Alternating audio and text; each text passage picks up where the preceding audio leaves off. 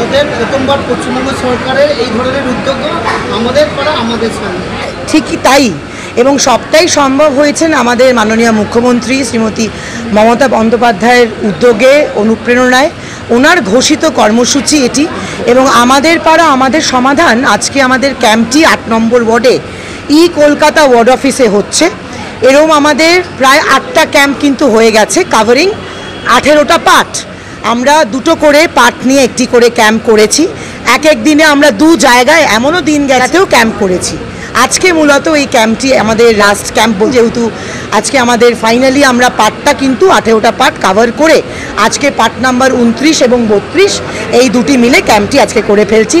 মানুষের সারা অপরিসীমভাবে আমরা পেয়েছি, তারা খুব সন্তুষ্ট, এবং যার যেই সমস্যা নিয়ে তারা কিন্তু এসছেন। এর সাথে আমাদের দুয়ারে সরকারটিও কিন্তু যোগ করা হয়েছে, ফলত এক ছাদের তলায় দুটিই হচ্ছে।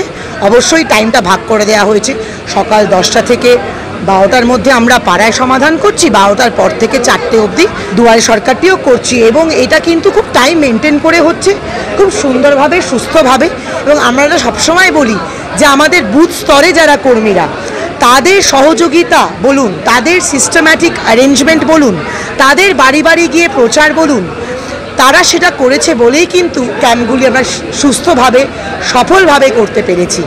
স্ট্র্যাটেজি করে জিনিসটি করা এবং মন থেকে জিনিসটি আমরা সাজিয়ে প্রত্যেকটা বাড়িতে বাড়িতে গিয়ে, এমনকি অনেক বাড়িতে দেখা যায় মানুষ হয়তো নামতে পারছে না, তাদেরকে গিয়ে আমরা বলে এসেছি যে আপনাদের অমুক দিনে অমুক পাটে অমুক অ্যাড্রেসে দুয়ারে সরকার পাড়ায় সমাধান চলছে, আপনারা আসুন। কারণ আমি মনে করি যে কোনো কাজ, যেটা আমরা দিদির ঘোষিত কর্মসূচি থেকে শুরু করে দিদির এবং আমাদের প্রোগ্রাম, প্রত্যেকটি খুব নিখুঁতভাবে করা উচিত। এবং আমাদের এই ক্যাম্পটি পরিদর্শন করেছেন আমাদের মাননীয় বিধায়িকা ডক্টর শ্রীমতী শশী পাঁজা ম্যাডাম।